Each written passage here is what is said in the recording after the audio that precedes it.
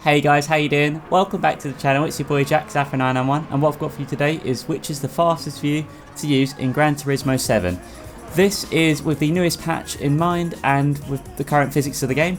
So we're going to go through each and every one of the views and hopefully figure out which one is the quickest today. If you like what you see guys, I'd appreciate you if you like and subscribe. On the way to 1,000 subscribers, and it took a lot of work to get this video out, so I hope you guys enjoy. We're going to be breaking down each view and kind of discussing what's good and bad about each one. So let's get into it. Right guys, here we go. So we're in time trial here, and I'm just going to show you guys my car settings. So I actually got this bopped to 800 pp, but just basically just to bring the car kind of a bit more into the controllable territory. I do really like this car, the Jaguar XJR 88. It is amazing, and this is the settings I'm running for all the tests today, so it's all the same. We're going to be running on the hard tyres even, and you can see each and every view here: the hood, chase cam, the cockpit cam, and lastly the bumper cam. So yeah, we're going to start things off here, as you see, in the hood cam, which is our standard cam we use in our live streams, our Monday Night Lives, and our videos on Gran Turismo 7.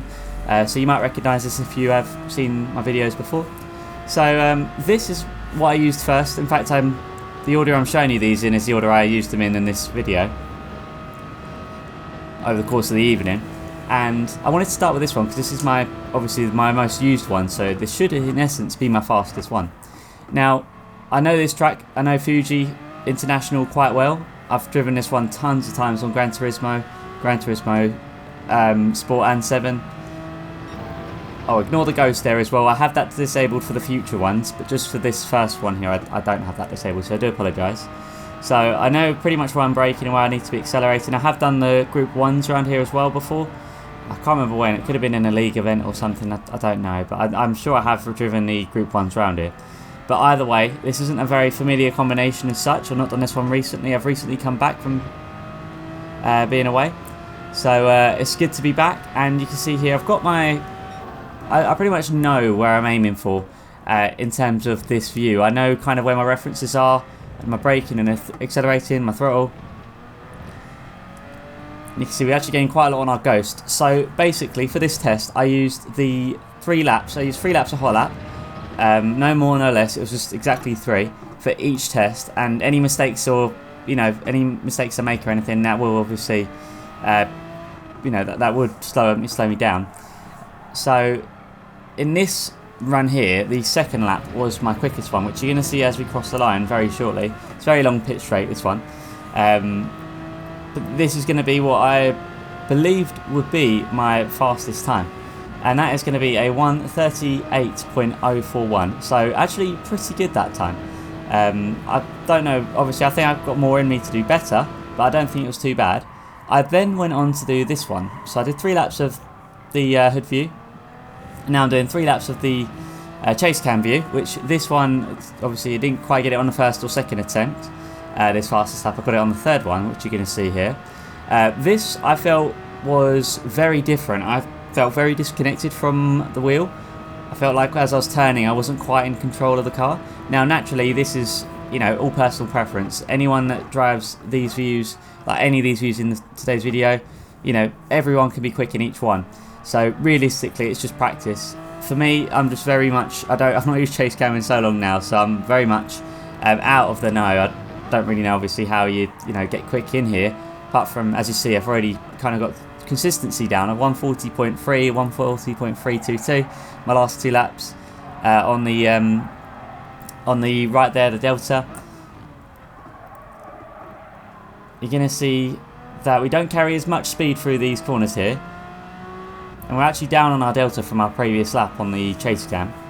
So there is still more to be taken out of this lap, and I do think I could get this down quite a bit if I put in the practice. Just for reference, I'm using the Fanatec McLaren wheel, the Fanatec CSL Elite, with the standard pedals as well for all of these tests. But yeah, as I was saying, the chase cam, I just feel like it's very disconnected. I gained a lot of time there, and I think I do gain a little bit here as well. But it's just kind of figuring out my references, and where my references are, I'm using obviously the hood cam normally. So to reallocate everything in this view, it was kind of a bit hard at first, but by this lap here I kind of got to grips with it a bit more, which is quite good. And you see we are gaining as well, so that's what, 1.5 seconds up from 140.3. So we're going to be looking at the 38s, I think, here. And as we cross the line, this is going to be a 138.789. So far the slowest of the two tests. We're going to go into Cockpit Cam now, which well, the reason for this video today actually is I've been doing a lot of VR stuff on PC, kind of getting all my settings for A2C, for iRacing and for F1 sorted. So I thought I'd try Cockpit Cam today and just see how I do. Now this view, I actually felt very much connected to the track and the road, and I'd actually say I was even more connected than the hood cam. However, the hood cam provided me with more awareness around the track. I knew kind of where, you know, the end of the car was and roughly obviously how long the car was, so I could maybe fit into gaps potentially for like race purposes. But this one, I know sometimes they have the mirrors on show, which you can see the right mirror on, well, the mirror on the right there, and sometimes in the Cockpit Cam you can see more in terms of the cameras. Sometimes they have the HUD built in. So I think I really enjoyed this view. I feel like this view was so far my favourite one to use. After a couple of laps, I was already up to speed by the second lap. I already beat the chase cam time, which is good. I don't know, I think it was quite nice actually to try Cockpit Cam. I've not done it really in Gran Turismo a whole lot, apart from when GT7 first came out. So I do outbreak myself here actually, so I think I need to learn my references for this cam as well. Naturally, obviously I can't see fully to the right, so I'm kind of relying on what I can, you know, physically see. But we're navigating the track quite well here, as you see. And all in all, we are actually doing alright. I think I can definitely optimise each of these laps. There's still more time in each of them. But I think comparing this one to hood cam so far, this one definitely felt a lot more connected. And I felt a lot more kind of, I don't know, I felt a lot more here, obviously I would do in the Cockpit Cam. Also, I think the audio is the best in this view. So that is a massive positive to me. I think the engine sounds, the tyre scratching, you know, all of that, I just absolutely love it. But yeah, anyway, let's get into the final view now, which is the bumper cam view. Now this one, I am not the biggest fan of because it's not kind of, I can't tell where the end of the car is and the start of, you know, the end of the car is and where, you know, the tyres are. So apart from that, I actually love this view because the rear view mirror at the top and all the information on display at the bottom, you can see the RPM, which is actually really helpful. So if you're tuning a car, for example, and you're trying to figure out the best point to shift up or down, or really just, you know, maintain optimal gears, this is probably going to be the most helpful view.